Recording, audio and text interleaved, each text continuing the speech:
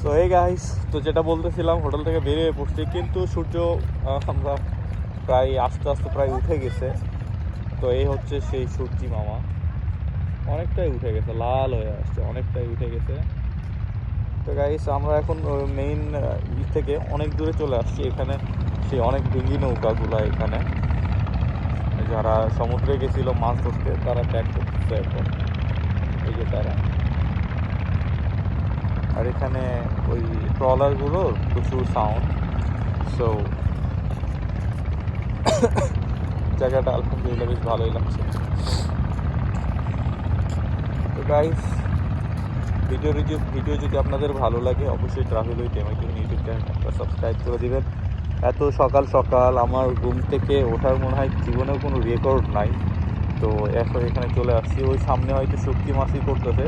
চলেন কিছু একটু মাছ দেখাই আপনাদের।